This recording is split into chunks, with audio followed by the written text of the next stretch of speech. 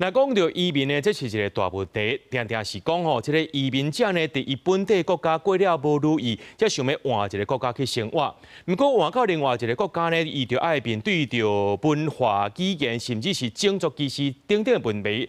甚至有個國家認為講，這移民者呢，因可能是帶犯罪來的。啊，那歐洲國家呢，攏佇咧限縮移民的時陣，想要到這西班牙，說是開放無證移民合法化，帶5個月你無犯法，你就當來申請。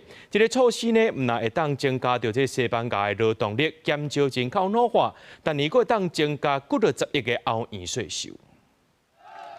在西班牙的巴塞隆納，14規街仔頭是安尼鬧熱滾滾，因為大批的移民上街仔頭歡喜慶祝西班牙的內閣會議正式通過，互外籍人士合法的特別計劃，互因總算是有機會會當有合法的居留身份咯。It's more opportunity in immigrant. So thank you, Pedro Sanchez. Thank you, Spain.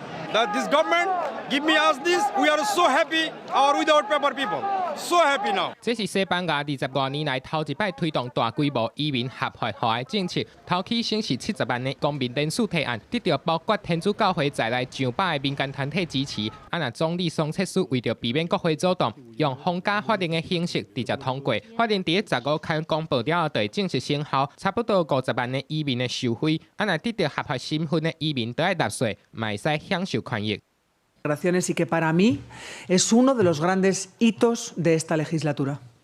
Se trata de la aprobación definitiva del Real Decreto para que va a dar comienzo a un proceso de regularización extraordinaria para miles de personas migrantes que ya residen en nuestro país. 雖然保守派也有極右派反對黨批評這個計劃，定位是咧鼓勵更較濟非法的移民入來西班牙，也毋過政治路線較溫和的左派總理桑切斯認為安尼是會使改善西班牙欠人力的問題，以持經濟競爭力，嘛保障社會的福利制度。估計這替國庫增加差不多30億歐元的稅收。政府嘛公布詳細的申請條件，規定移民必須要在2026年1月7日進前到西班牙，待滿5個月，無犯罪記錄。啊，若符合資格的人，會使自10日開始，佇咧線頂申請，20開始開放現場注文，申請的時間到6月30日。公司新聞張淑芬編譯。